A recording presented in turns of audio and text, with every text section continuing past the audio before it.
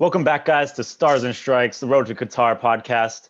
My name is Ryan Deeb, and I'm here with Chaz Messman. Thank you guys so much for tuning in to our first episode. We're back again, episode 2 this week. We got a lot of fun stuff planned to talk about today, but first and foremost, we got some big news to talk about. We were so excited to, hopefully get some news in regards to this last week, and now we finally got it. Chaz, what's going on?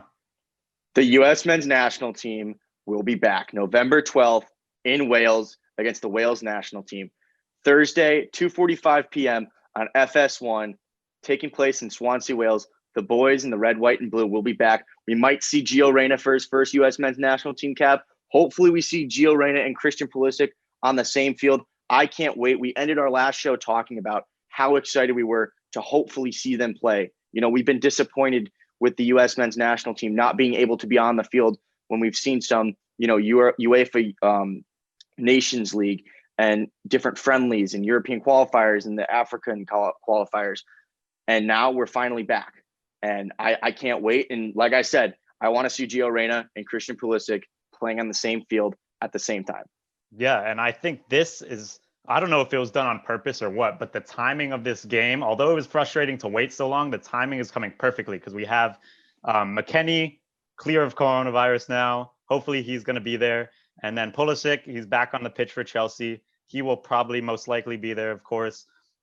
And you talk about seeing Reyna and Pulisic on the same field. I want to see that midfield. I want to see what Berhalter has in plan there. I'm hoping we can see Adams and McKennie, see how they operate together in the midfield if they both end up being called up. I'm hoping Berhalter takes this opportunity to pull up all of these players that we all want to see, because it's been a while since we've seen any United States national team at all, but it's about time that we get this young squad and finally throw them together at the same time. So hopefully this is the chance to do that. And look, this past couple of weeks have been great news. A lot of positivity coming, around just American soccer in general. We had the most players playing the Champions League on one day that we ever had. We had 5 U.S. players playing in the UEFA Champions League on the same day, 10 players in Champions League squads. So we want to see all these players finally get to play together. You know what I mean? It's always been like, oh, this Gio Reyna guy, when is he going to happen? Oh, he's scoring these great goals. Oh, he's playing for Dortmund. He's linking up with Erling Haaland. I want to see him play with Christian, but it just, the whole COVID thing just kind of dug a hole.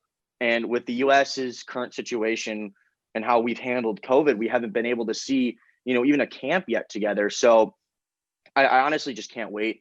I'm going to be fixed to the TV on Thursday. I might even skip class. I don't even care. And I can't wait.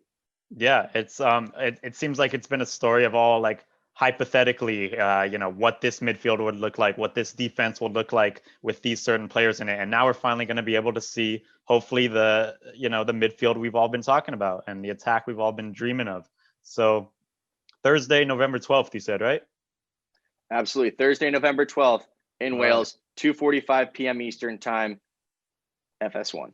Perfect. All right. And then to get right into that, we got some fun stuff to talk about. So we'll be right back, and we're going to get into a little fun hit or miss of our veteran players. So let's go.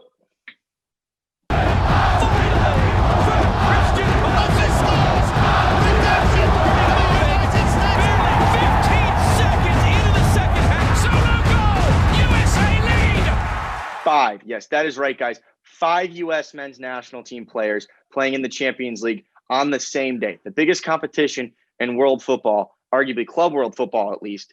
We had 5 guys for the first time in history. Ethan Horvath, Tyler Adams, Christian Pulisic, Serginho Dest, and the American dream, Gio Reyna. Ryan, I want to start with Ethan Horvath because I feel like that was probably the biggest story out of all of them. And he had the game of his life. Yeah, for sure. And, for a player that hasn't played a lot of competitive club football for a good while, this was everything he needed for a confidence boost. He got the nod because of Mingale's, missing the game because of coronavirus, and he took full advantage of it. He conceded one kind of foolish goal, nothing you could do about it. But he came up big when it mattered against, this is a big game for a team like Bruges. And some of the shots he stopped. Yeah, I mean, it's got to be good to rewatch those highlights because And there's always that one image that kind of went viral, and not just on American Twitter, but Twitter in the soccer world and even in the sports world in general. It was the image of him crying on the field, hands in his hand, or hands in his face, excuse me. And it just went viral. It showed just how much it meant to him be able to have that opportunity on the biggest stage. And you saw outpouring of support from his teammates, including Pulisic, and I couldn't be more happy for him. He had the game of his life. You mentioned some of the saves he made. He didn't just make some saves; he made saves in key moments. Without him, they don't get 3 points in against Zenit St. Petersburg. I mean, he did give up one goal, but it might have been the most unlucky goal in the history of goals. Ball bounces off the post, hits him in the back of the head, and goes back in for an own goal. I mean, it's very rare you ever see that. But I mean, I couldn't be happier for him. And it's just really cool to see, not just because he's a U.S. player, but to see a player that finally, has their dreams imagined. Because, since the arrival of Simon Mignolet, he hasn't really gotten a sniff in. And with the positive COVID test, he got a chance and took full advantage of it. Yeah, and that's something we've seen with like players like Reina as well. That's a player that takes full advantage of every opportunity he's given. So hopefully that this can mean some good positivity in Horvath's career moving forward, especially when it comes to the national team. Maybe he'll come into discussion later on in our later segment when it comes to the goalkeeper discussion, because this game can only be good for him moving forward. Absolutely. And then another guy we want to talk about is Christian Pulisic. He played in the Champions League, and then he started at the weekend against Manchester United. Chelsea really kind of struggled, honestly, attacking in both games, but they struggled to get Christian involved in the Champions League matchup. However, in the second game against United, he was their best player and most dangerous player in the final third.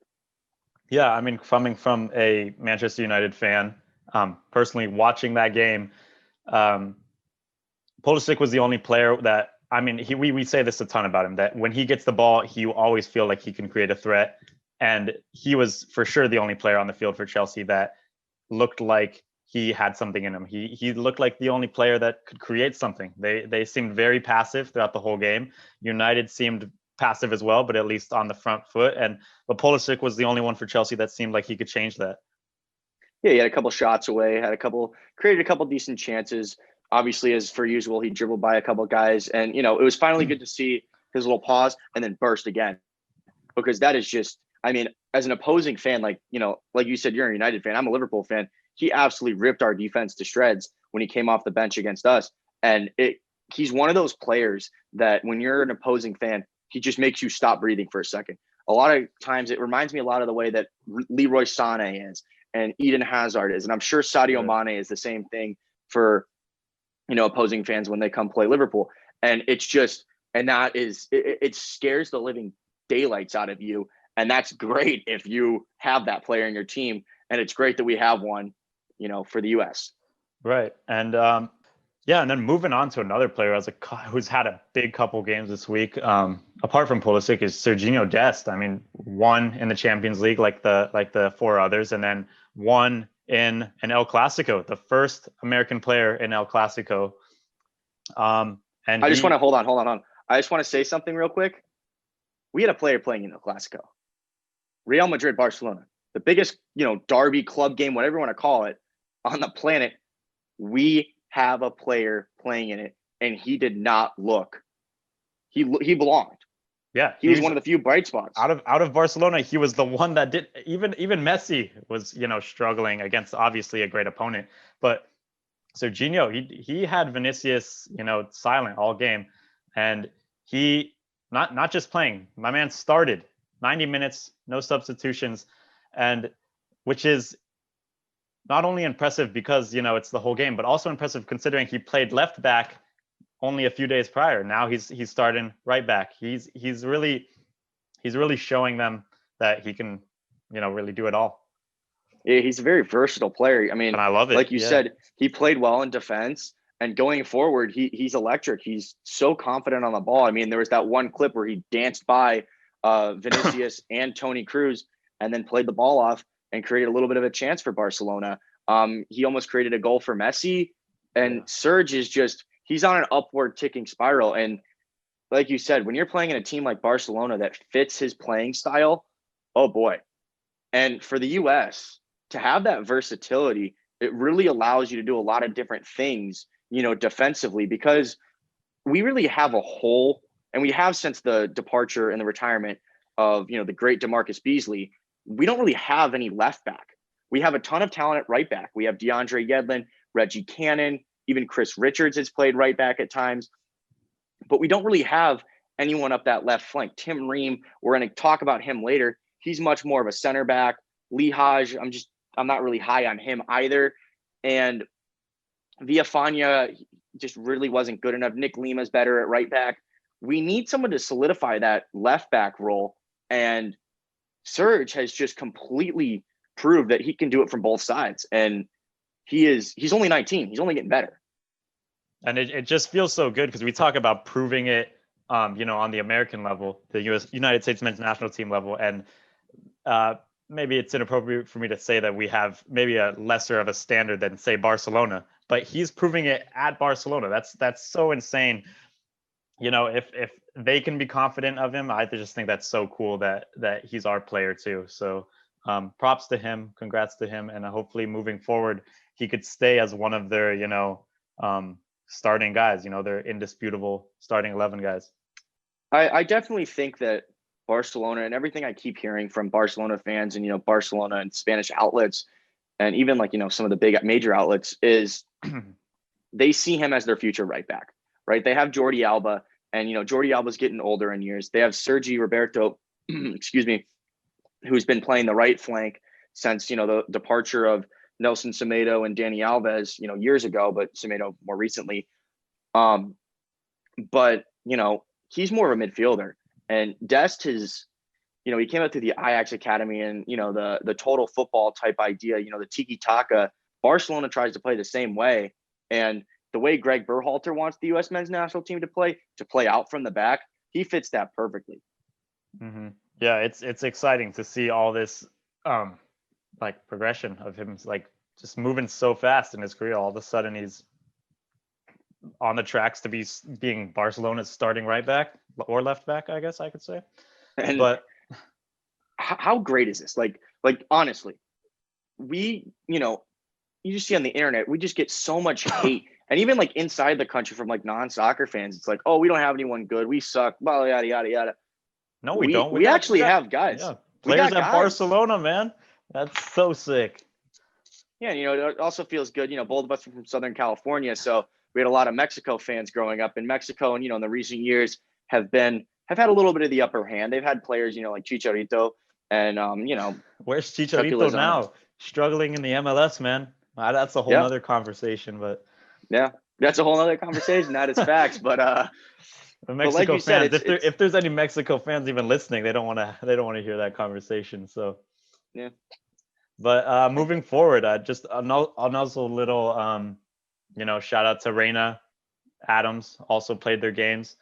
But I really want to just get into our vet player hit or miss. Like I mentioned earlier, we got a lot of players to talk about, a lot of controversial ones, maybe some a little less controversial. But basically what we're going to talk about is moving forward in any context, which player do you think has a future at the national team level?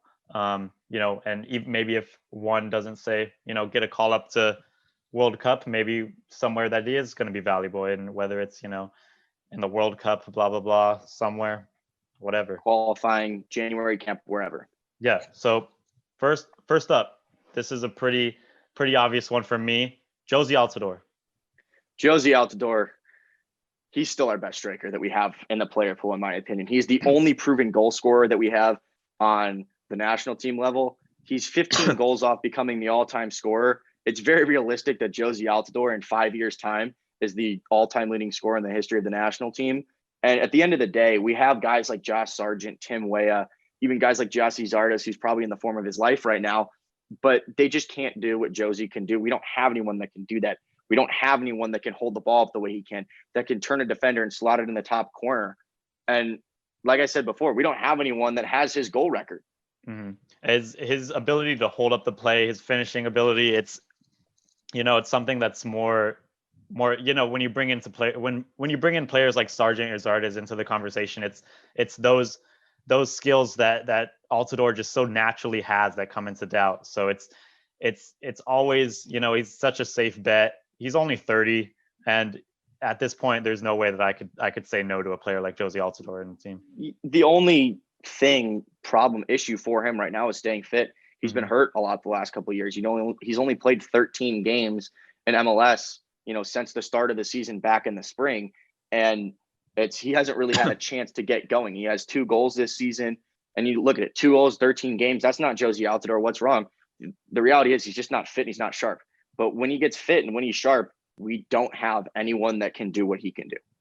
Yeah. So, and moving on to another guy like that, his club teammate, Michael Bradley. This is going to be one that we might get some hate for on the internet, because he's a bit of a polarizing figure, in regards to soccer fans and U.S. fans. Yeah, it's been because he gets a lot of hate. It's definitely been a love-hate relationship, but for that, I'm definitely one of Bradley's harshest critics, 100%. But I think moving forward, he still does have a role to play at the national team level. He is our best leader for sure, and especially in that position, who, depending on who's gonna hold up the back and play the ball out like he does, protecting the back line, he's a reliable figure, and he's a great figure to have in the locker room as well. So if we don't take any other senior player, I would say take Michael Bradley, because he knows this American culture more than anyone else. Yeah, and I think it's a little bit of the same thing with Josie Altidore here with Michael Bradley. Michael Bradley's still our best ball distributor that we have. No one that we have can pick up a ball and play a pass better, or switch the field better than Michael Bradley can. We have Weston McKennie and Tyler Adams. Tyler Adams is obviously a lot more athletic. He can sweep up a lot more, things in defensive work. Michael Bradley is losing some of his legs in his age. And Weston McKennie's, your box-to-box midfielder. He'll make deep runs and stuff. That's not Michael Bradley, but again, he's still our best ball-playing midfielder that we have. And like it or not, he's the leader of this team. Right. It seems like Berhalter doesn't want to accept that, because he hasn't, for some reason, made him the permanent captain for who knows why.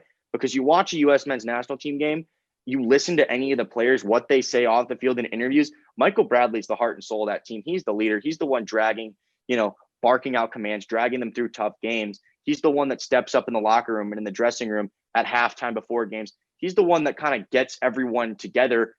He's the captain.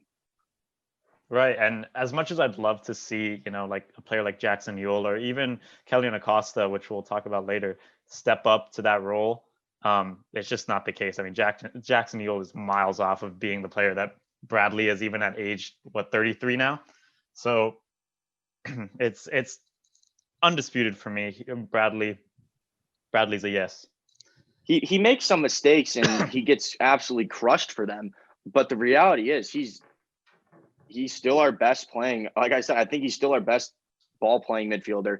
And if there's anything, if there's anyone you have to take that isn't maybe a guaranteed starter, I think Michael Bradley has to be number one on the plane for those trips, because we don't really have many guys that have been there and done that on, in qualifying. Because a lot of the guys we have, even these talented players, look at the likes of Christian Pulisic. He was our best player in the last qualifying. But at the end of the day, we did not get it done.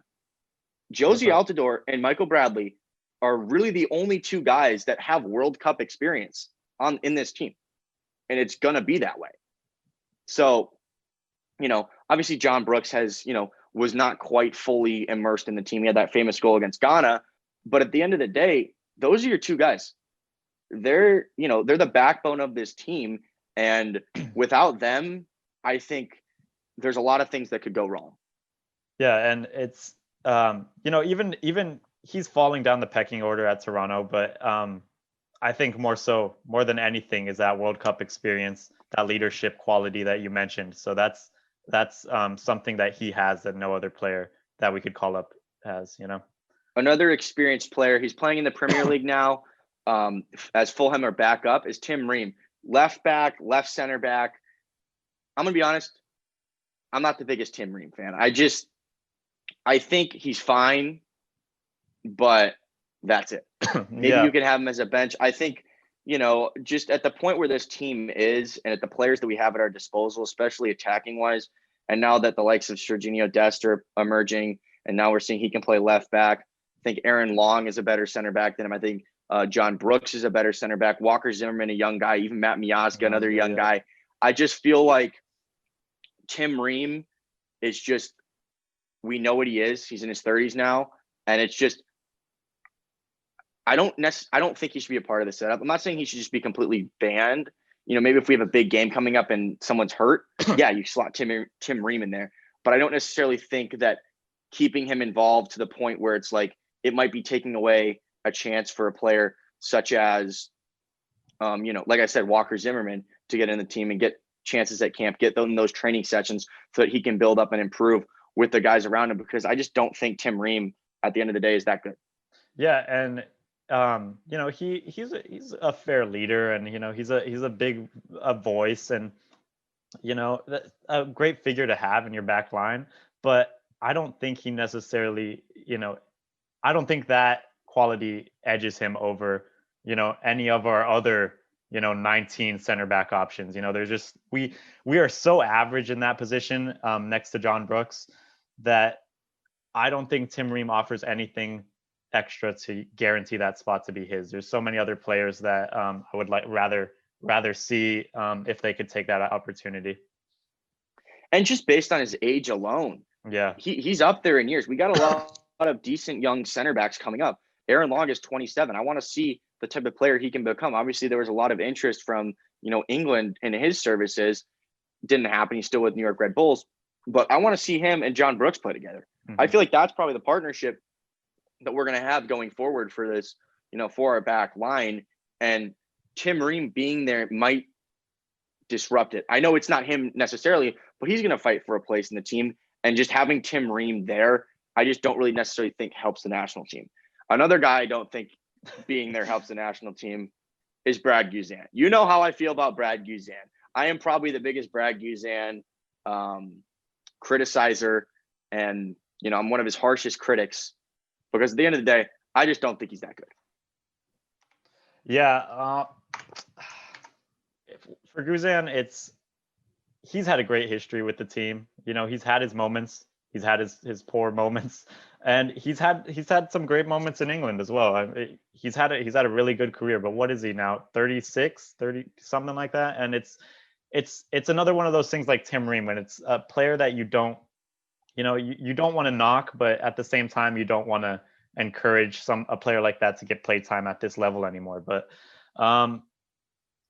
last time I heard about Guzan at the national team level, it was him still being fairly encouraged that he has a shot in Berhalter's team. And I have heard, if I recall correctly, Berhalter is a fan of him. And as much as I would prefer, players like Horvath or Stefan to be our 1 and 2, who knows if Berhalter is going to, go the way of taking that experience in Guzan. For me, just like you said, I think it's a no, but who knows what Berhalter's thinking. Yeah. And for Guzan, I think a lot of his biggest problems were the fact that he was competing with Tim Howard. Mm-hmm. And when Tim Howard left the national team and Brad Guzan stepped in, he made a couple of really bad, he had a couple of really bad games. And he's not a bad goalkeeper. We saw him for Aston Villa, in the Premier League for a long time. Yeah. But at this stage in his career, I think that we have goalkeepers that are better, and especially their ability on the ball, the way that Berhalter wants to play. Brad Guzan, just whenever he has a goal kicker, has the ball at his feet, I feel like he just boots it up the field and kicks it out of bounds. And I think one of my biggest frustrations with Berhalter's style is sometimes we don't have enough of that. But the point with Guzan is it just feels like he can't pick out a player with his feet. Yeah, and it's, I think you put it perfectly when you said, yeah, I think he's one of those players. Just, yeah, like you want to sympathize for him, but at this stage in his career, I don't think he has much left for us to offer. So for me, it's a no. Moving on, it's a no from me as well. Yeah. This one is a little bit different. I've that's why I was tapering off. I was excited to talk about this one. Darlington Nagbe. Darlington Nagbe. What's your pretty take? much been Nagby's been fantastic since the MLS's back tournament. He's pretty much been like, he's getting comparisons to the way Thiago and Sergio Busquets operate, because Columbus Crew have been on an absolute roll since the restart. But there's that thing that he said he doesn't really want to play for the national team. It's too much and of then a he kind of commitment. backtracked. I got kids. And he's gotten a lot of hate for it, and he's gotten some love. I just don't think we really need him. Yeah, Darlington Nagby's nice. Do I think he's a starter for us? No, I can't really believe he would say that. Like, you can believe it and, not accept a call up until World Cup time, but it's almost disrespectful in a way to the national team and to a lot of things that players are working for. And Darlington Nagby, for all of his talent, he hasn't really delivered, especially on the national team level. Yeah, I just hate to say it because he is such a talented player. He's great. He was great for Portland. He's doing that again for Columbus. He was, I believe he's been an all-star on multiple occasions in the MLS.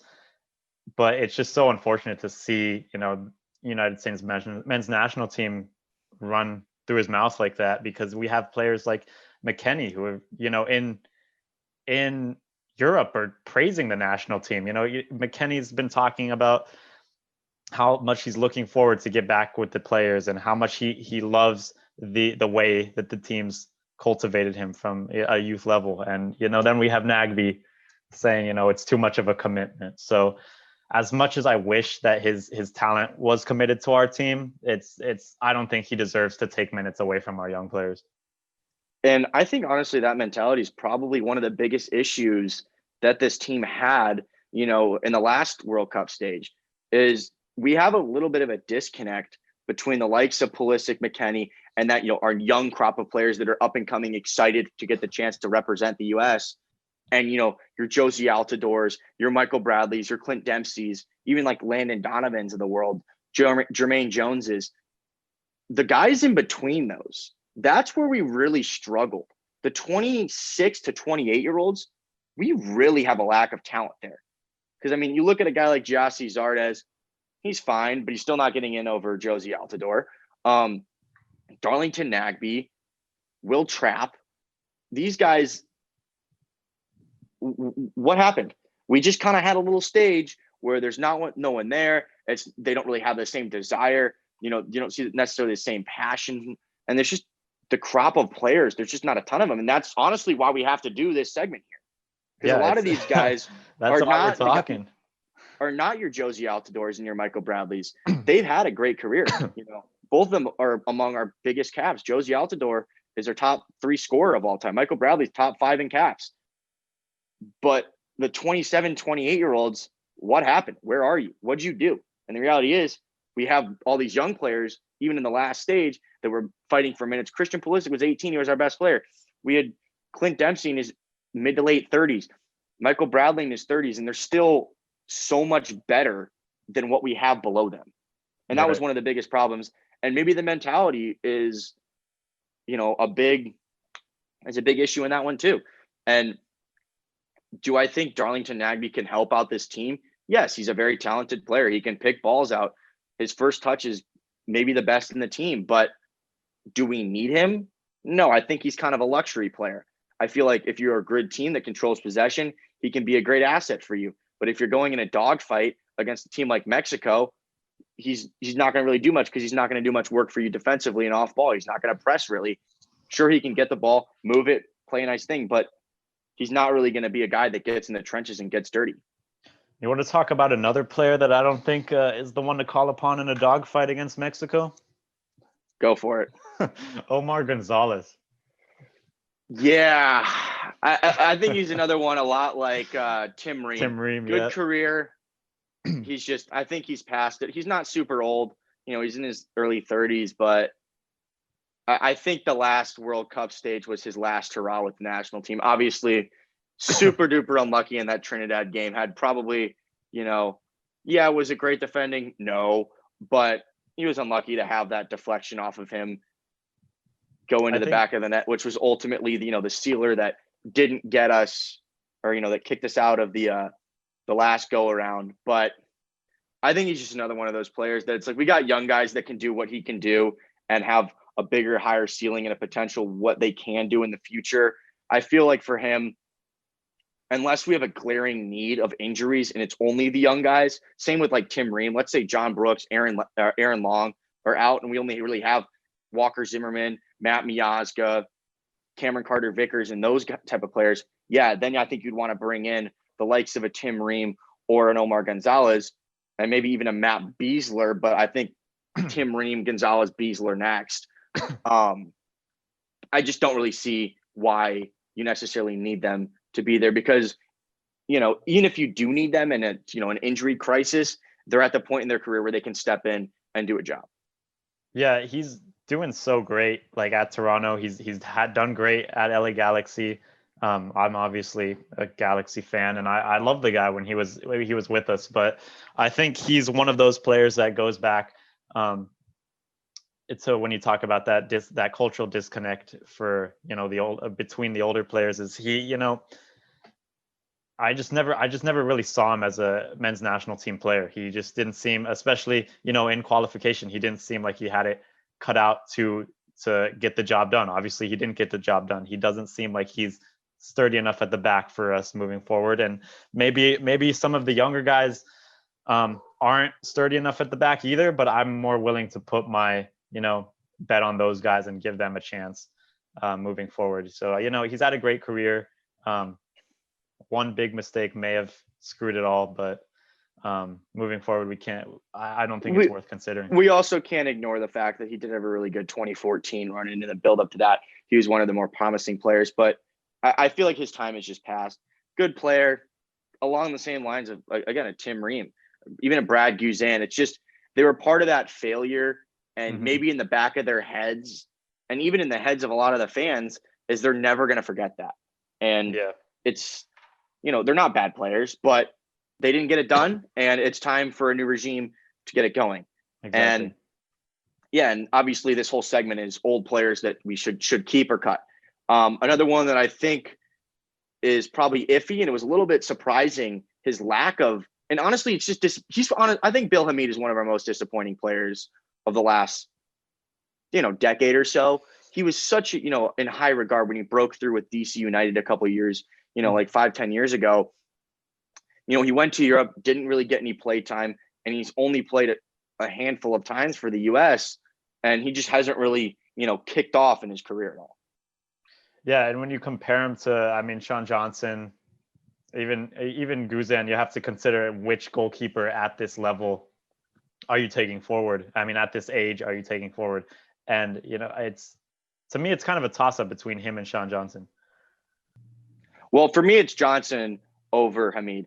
Johnson's playing a lot better than Hamid is right now. I think Johnson's just a better keeper. He's a better shot stopper. I think it's shown in a little bit of his selection in the national team. Hamid was probably, the bigger talent if you want to put quotes under it, but I think Johnson's better. He's 2 years older, but at the end of the day, at 31, you're not necessarily past it as your goalkeeper. I think it's clear that Zach Steffen is, the number one going forward, or is the favorite to be the number one going forward. He's the guy we want to become, to be our next Tim Howard. And for me, I just think, I think Sean Johnson's better. And if, something happens where Steffen gets hurt, I feel like Johnson will do a better job stepping into the team, and his form's better. And again, Hamid for me has just been a disappointment. Yeah, like you said, is Sean Johnson, I'd be taking him over Hamid probably most likely, because like you said, it's come down to his form, because they've both had kind of rocky patches, but currently when it comes down to form, Sean Johnson is 16 goals conceded in 17 games, and it's MLS, New York City FC. They're kind of a mid-table side in the Eastern Conference, but he's doing well, and if it comes down to him or Hamid, it's definitely going to be Sean Johnson for me. And next, we're going to get into a little bit of two strikers who I think are probably going to be on the opposite sides of the spectrum. Giassi Zardes and then Bobby Wood. Giassi Zardes is in the form of his life. He's playing great for Columbus. His last couple of games for the national team, he's been scoring goals. He's now up to 12 in his national team career. He had a great Gold Cup performance. He had a hat trick in one of the games. And then you look at a guy like Bobby Wood, who was playing pretty well, and then qualifying happened, and his career has just gone from here playing in the Bundesliga, and it's just nosedive. And what the hell? I haven't heard anything about Bobby Wood in forever. Where is he? What is he doing? And his career has just gone. It's gone down the drain. Yeah, I think a lot of it has to do with Hamburg being in Bundesliga 2, which is not the place to be. If you're a player that's trying to push forward your career right now, at his age. I mean, if he was maybe 7 years younger, that would be a great place for him to be. But he is barely even getting minutes at Hamburg's at this point, and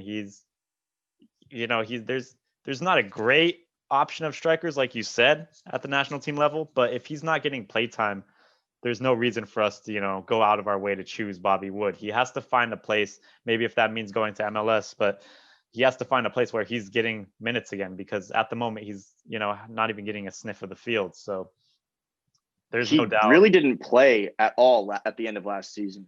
Yeah, I think I don't know if you have the stats up or something, but he played in 6 games last season, didn't score a goal. He played in 24 games in 2018-19 in their last season in the Bundesliga, scored 2 goals. His career, like I said, it's nosedive since the failure. I don't know, maybe it probably did get in his head a little bit of the, not being up to the standard he thought he was. He was playing great. He got the big move to a different Bundesliga team. And since then, he just hasn't been able to cut it. And I like you said, I think his national team future is done, especially in the form that he's in and the players that we have attacking wise. He has had some great moments with the national team when he's, breaking through a couple of really good goals in the the South American Cup that we had a couple of years ago. 2016 was in U.S. home soil. Copa America Centenario. Okay. He had a couple of really good games in that. The Germany game where we beat Germany 2-1. He had that great goal where he turned his defender and slotted it in the bottom corner. But since then, he hasn't really quite developed in the player that we thought he could be, and it's sad. And I think you got to look at a guy like Gyasi Zardes over him. Yeah, and that's not to say that Gyasi Zardes isn't flawed as well. I think these are both very flawed strikers. I was a fan of Bobby Wood. I had fun with him when he was in form. I thought he was a fun player to follow. I thought he looked good. But obviously 2 very flawed players. One's getting playtime, killing it in the MLS. Like you said, best form of his career probably. And one's, gasping for breath in the Bundesliga too, with nothing really going his way. So unless he, gets a major turnaround in his career, he's 27 years 27. old. So he has maybe there's time for him to turn it around. Time. But if he finds the right move, he can maybe make something happen. But at the moment, I think it's kind of it's not looking great for Bobby Wood, especially Sargent and Zardes on the rise. He's 27 years old. This is supposed to be the prime of his career, and at the end of the day, he's not the player that he was even 3-4 years ago. I mean, the player we all really fell in love with was the hard worker that would always find a way to be in the right place at the right time, almost in the essence of like a Robbie Keane type player. And since then, he's just lost his knack for scoring goals. Sure, he still works hard, and he's probably better in terms of the press and maybe even build up play than a guy like Gyasi Zardes, because Zardes, just his first touch is very, he mentioned that it lets him down quite a bit. And he's not the best necessarily player. He's not going to dance by players, but Zardes is athletic. He's big. He's strong. He can run fast. And not the he's best got finisher, confidence in front of goal. He's making it happen still. He's got confidence. And that's the biggest thing, I think, when you're a striker, is when you have confidence that when the ball comes your way, you're going to put it in the net. And that's exactly what Gyasi Zardes has done in his last couple of caps for the national team. And he's been doing it all season for MLS and the MLS. Yep. So for me, that's a no-brainer. Zardes over Wood. Another player that we could talk about, similar to kind of what Zardes is going through right now, is Sebastian Lletget. I may be biased on this one. Like I said earlier, being an LA Galaxy fan, I love Lletget. I think he's a great player. Going through where LA Galaxy is, in the mud right now. Absolutely, like probably worst since Horrible. Maybe. I'd say this is even worse than 2017. But that being said, the one absolute good thing about the LA Galaxy is Sebastian Lletget, and I kind of feel bad for the guy because he's had some great performances for the LA Galaxy, and it's just so unfortunate that the rest of the team is god awful. I think he definitely could make his way into the team somewhere, whether it's I don't think it's as a starter, but he deserves for his performances right now. He's probably in the best form of his life, just like Zardes, similar in age, and I think that could find him at the national team level. If I'm intrigued to see what you have to say because I know I'm obviously a little bit biased. I think Lletget is an interesting one. He's a guy that just hasn't really been able to really take the next step in his career. He's been pretty good for a long time, and I think injuries have really held him back. You know, he Really bad had a foot really injury. bad injury when he first was breaking through for the national team.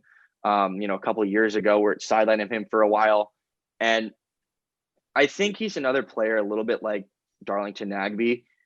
But the difference is, I feel like Lletget has that desire because he hasn't really had that chance to have an extended run in the national team because of injury.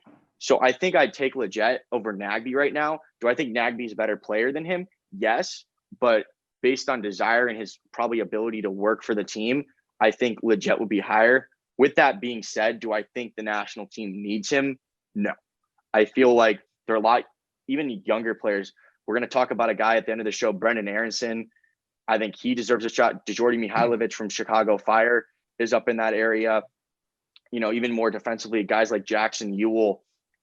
I think they're players that are younger that can take the next step if they're given the opportunity. And with Lletget's spot in the team, because he's not overtaking Michael Bradley, he's not overtaking Weston McKennie, and he's not overtaking Tyler Adams. Can he come off the bench? Sure. But based on the young players that we have going forward, I think he might have a national team spot, in the squad, but I don't think he's going to be a key player.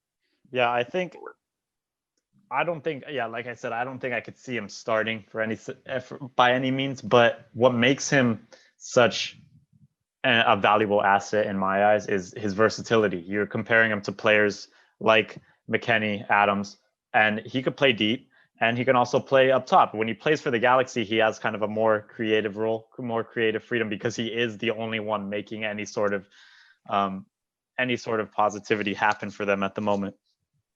He starts 93% of the games for the LA Galaxy. Looking at his stats right now, 15 appearances, 6 goals, 2 assists. So he has a pretty good goal return. He's pretty good in terms of getting, forward, making deep runs, from midfield.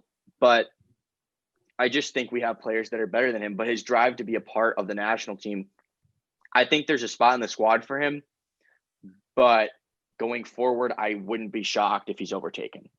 Yeah, I could definitely agree with that. I think he deserves a spot just considering his versatility, his drive moving forward, just seeing how he's been taking his opportunities lately after that nasty foot injury, like you mentioned. I remember he was out for probably maybe a year and a half, and he's come back, and he's, like I've saying over and over, he's the best player at the LA Galaxy right now.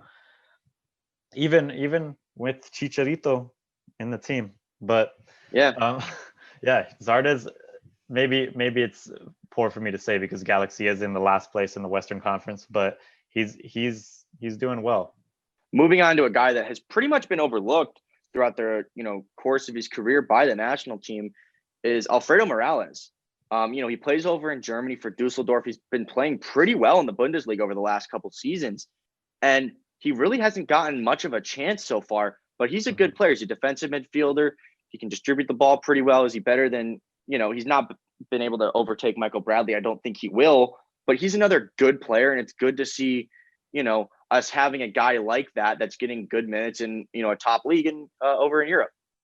I think what it comes down to is it's kind of another situation similar to that of Bobby Wood because he's in Dusseldorf. They're in Bundesliga too. I think they got relegated last season. Yes. But I think it's interesting because he's not really getting the chance this season. Towards the tail end of last season, I don't think he was either. But what he needs the most right now, if he does have a chance, I think it's more likely that he has a chance over Bobby Wood, of course, because the position that he plays is a bit less competitive than the striker position. But what he needs most is the minutes. For a player of his age, he needs to keep doing what he was, a season and a half to 2 seasons ago, if he wants to, get the attention of Berhalter and get back at a camp. Morales, he's struggled a little bit of, injuries recently, and I think that's played a part of it. He hasn't been quite, sharp since the restart, but, he's one of the brighter spots for Dusseldorf last season. He's now coming on at age 30. He's only has 16 caps. I think he's the type of player that'll get a couple, caps here and there throughout qualifying. He'll make a couple squads here and there. Maybe he can force his way into a World Cup squad if he can, get fit and, consistently get some minutes with the team. But I think I would take him. I don't know. I feel between him and Leggett is probably a toss-up, because I think both of them have a spot in the team over a guy like Darlington Nagbe that's been there and doesn't really want to be a part of the national team. And he said he doesn't really have the strong desire. So I definitely lean to two guys that would really want to, prove themselves and get that opportunity maybe that they've been overlooked in the past for. Yeah. And this is one for me where I'd have to see more, because right now there's so little for me to base an opinion around of, because like you said, there's those other players that maybe do deserve the role, the younger players. And right now he's going to be a no for me, because there's not much happening on his end. He has to find the minutes to play somewhere. Obviously he does have the desire probably to play for us, but we have to see that kind of orchestrate onto the field at the club level if he wants to make it back here. Another guy playing in Germany, this time actually he's still in the Bundesliga. Timmy Chandler has been playing very well over in Germany recently. He's been playing a little bit of right wing actually, as opposed to right back. He kind of went through a stage where he just didn't really play for the national team much. He's starting to get a lot more interest, after he's been backing up performance after performance for Eintracht Frankfurt. But he was in that 2014 World Cup squad. He was one of the two players that didn't get minutes. But then he just kind of disappeared for a while, and he was playing some good, he's playing some good football. And I feel like he's the type of player, it almost felt like, why is he not getting a chance? Like, we're having these guys that aren't quite ready yet. And, maybe DeAndre Yedlin, while I think he's a better player than Timmy Chandler, DeAndre Yedlin hasn't been fit. Maybe it would have been better to have a guy like Timmy Chandler playing in that right back position when DeAndre Yedlin's not fit and not necessarily firing on all cylinders. Yeah. And I mean, Timmy Chandler, I've kind of hopped on the hype train for him. I remember it was post, like right when they started kicking back football up in Germany. And I found myself watching Frankfurt games because the Bundesliga was the first league to come back. And this guy was absolutely killing it. He was playing great. And I was like, man, is that an American on the right flank over there? And I think when I mentioned versatility earlier, Timmy Chandler, throw him on the left, throw him on the right, throw him high, throw him low. He's a great asset to have. And I don't know why he's fallen off with the national team, because he's been putting out some good performances. I think he's, it's last season he did fairly well as well. And then, 2 seasons ago, and then last season as well after lockdown, he did great.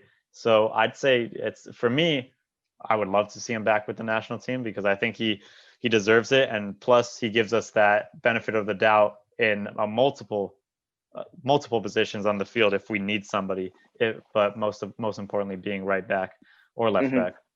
I don't think he's the guy that's a starter. I don't think he gets in the team over DeAndre Yedlin. I don't think he necessarily offers you the same type of, explosiveness going forward that a guy like, Reggie Cannon would offer. Serginho Dest, we've seen him when he's doing an El Clasico.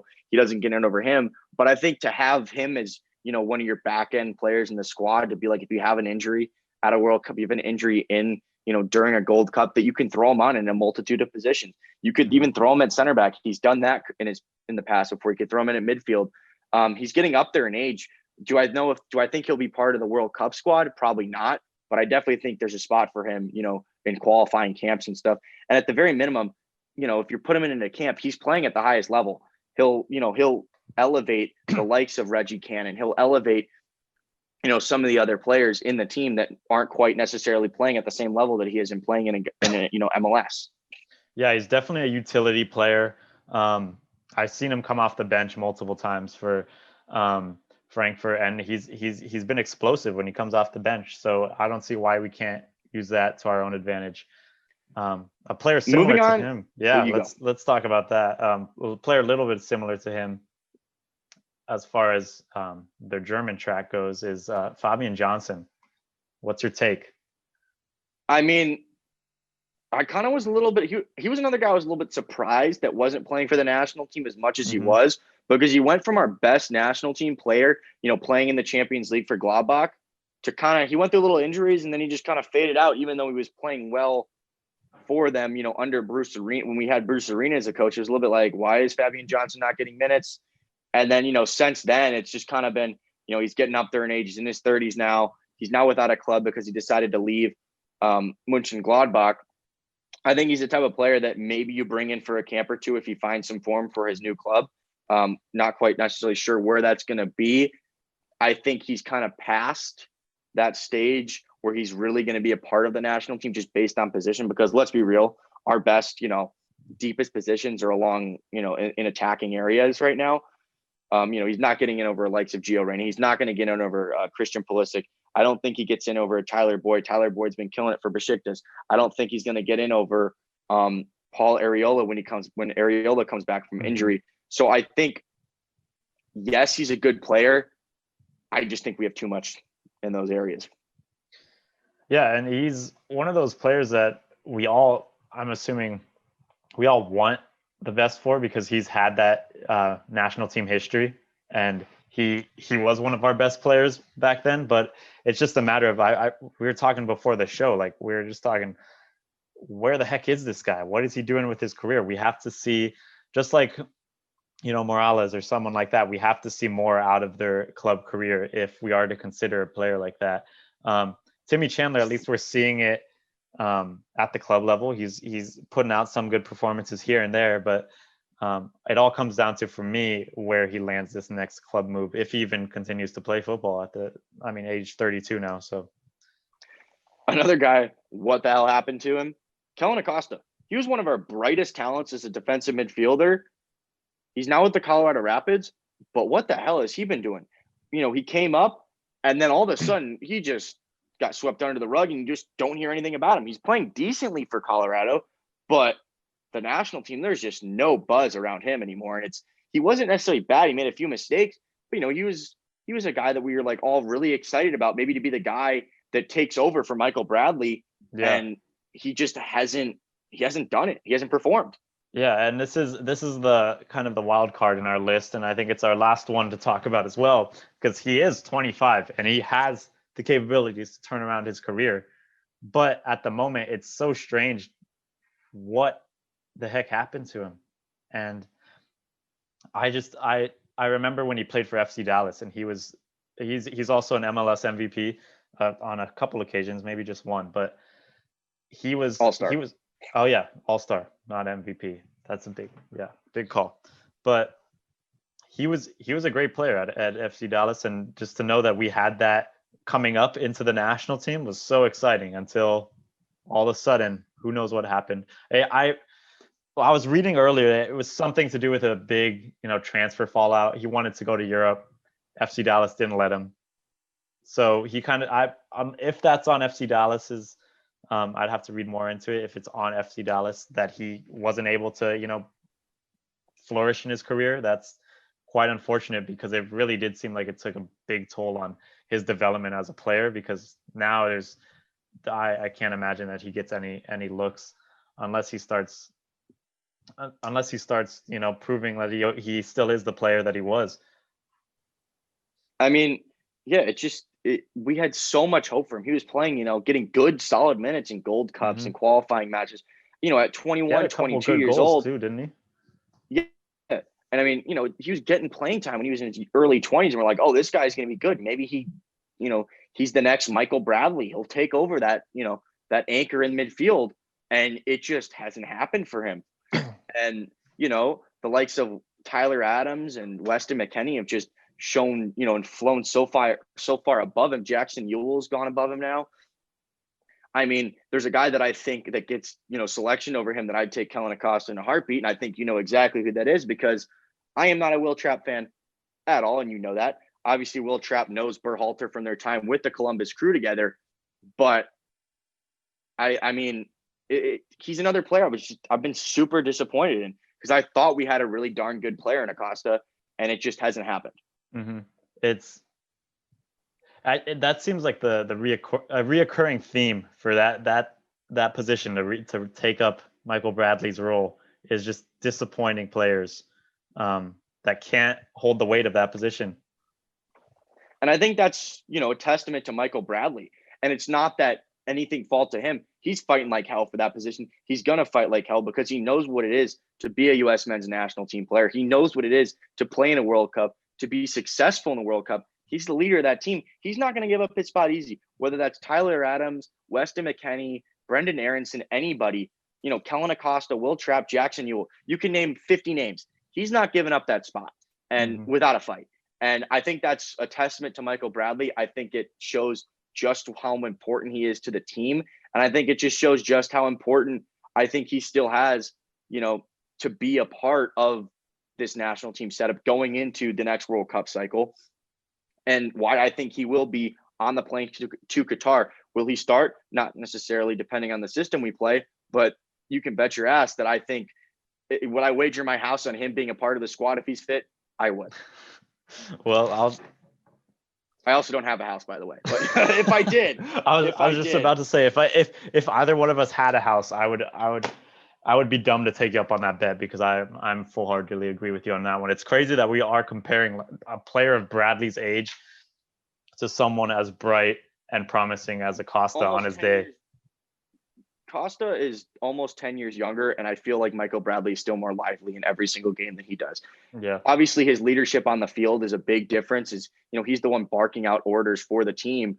But, I mean, Acosta, he's another one of those players. It's disappointing. We had this, a lot of the discussions along Jordan Morris were similar to this a couple of years ago. And Jordan Morris turned his career around. He had those 2 really bad knee injuries. And then after that, he's been fantastic for Seattle Sounders. He's been fantastic for the U.S. And I think Jordan Morris, has carved out a role for him in this team. Is he going to start over Pulisic? Is he going to start over Gio Reyna? Probably not. But he's going to darn sure be one of the best bench options that we have. And I think Acosta can do that. And I hope he does do that, because the more players that we have, the better players that we have, the more, the team improves and the better success that we can have in CONCACAF and in the World Cup. Yeah, it's great to have all these options. It's if they start proving themselves, it's definitely promising that we have so many. As far as before, we don't have to settle for players anymore just because they're our only bet. We now have the ability to say no to a player like Kellyan Acosta, age 25. I think we both agree that this is a no at the moment, as opposed to Michael Bradley. And the fact that we have that ability to say no to a player like that is promising from a United States men's national team standpoint. I mean, think about it. Like, in the last cycle, there's some players that weren't performing on club level that would get into squads, and then sometimes even get into the starting 11. And you'd be like, this guy hasn't done anything forever. But the reality is we just don't have anyone that's nearly on his level of ability to put in. Now that, it's to the point where it's like, you don't perform, you don't get called up. And that's how it is for the best nations in the world in terms of the national team. And that's really good that it's, where we're at now. Yeah, that's the theme for a lot of players we've talked about tonight. Morales, Chandler, Johnson. So I think it just applies to, last week we talked about minutes for young players. And now I think that getting minutes it never stops being important. And these older players, if they do want to get a taste of the national team again, if they want to keep continuing their career at the national team level, they have to, get minutes all the same. There's no point where you're, set in your football career. All right. So as far as veteran players goes, that's probably going to be our list for the evening or for the day, whenever you guys are listening to this, actually. But there's one little segment that we want to introduce for a lot of shows coming forward is our young player profiles, because there's so many players out in our, huge player pool in Europe at home that don't get the recognition quite yet because they may be too young or they haven't broken through at a huge club. But we still want to, keep our eye on a few of these guys, because there are some guys killing it, making big moves. And So this week we just want to talk about a guy, Brendan Aronson, who's breaking MLS transfer records at a quite young age. Take it away, Chaz. Brendan Aronson just turned 20 less than a week ago. October 22nd was his 20th birthday. And he is now the most expensive player coming out of MLS ever. Almost about a £6 million pound move over to RB Salzburg to join up with American coach Jesse Marsch. It's going to go through in January, so he's still going to finish out the MLS season. And he's one of our most talented young players. 17 appearances in MLS this season, 4 goals, 3 assists. I mean, he is another guy that I think can really take the next step. He's an attacking midfielder. He can get forward with the ball. He can create chances, chip in with the occasional goal. He's got a decent long shot on him. And I think the biggest thing for him is going over to Salzburg from Philadelphia Union is that he's joining up with Jesse Marsch. Jesse Marsch is the guy I think should be the coach of the national team. He's the guy I want to be the future coach of the national team. I think he's our best young coach that we have coming up. And, he's getting it done in Salzburg over in Austria. He was a fantastic assistant over for RB Leipzig before he took the mantle at Salzburg. And I think the key for him there is that he's going to a place where a coach that's going to have faith in him. He's going to give him opportunities. Obviously, he's going to have to earn those opportunities. But if he performs, he's not going to be afraid, to put a guy in just because he came up through MLS. And, maybe some coaches around the world won't do it because, this is an MLS guy. No, Jesse Marsch knows what it takes to be, a player for the U.S. national team. He knows what it takes. I think this is a great move for Aronson. And I think this is exactly what, the textbook player development and player step for, guys that come up through MLS. Because not everyone is going to be as talented as Christian Pulisic or Gio Reyna, Weston McKennie, that are just going to get straight up signed from an MLS academy straight to Europe and go slot into Dortmund's team. Brendan Aronson, he broke through MLS, in his late teenage years, and now he's going over to Europe. And I think that's the perfect step, and I think that's the perfect formula. Yeah, I think this is definitely something that the MLS academies, this is how it should be operating. We need to start getting these young players at this age over to Europe as soon as possible. If I mentioned vaguely earlier that was a situation with Kellyan Acosta, I'm based off of what I read with FC Dallas, but we seriously need to start cultivating, killing this this misconception that MLS just breeds bad players. There's all this insight out of Europe that just assumes, if you're coming from America, you're washed up or you're beaten, and that's definitely not the case. As we're talking about now, Brendan Aronson is a bright young player, and there was even speculation that Frank Lampard with Pulisic was, questioning whether this guy even deserves a place at Chelsea just because he's American, and it's time that we start with the MLS academies, cultivating players in this way and getting them out of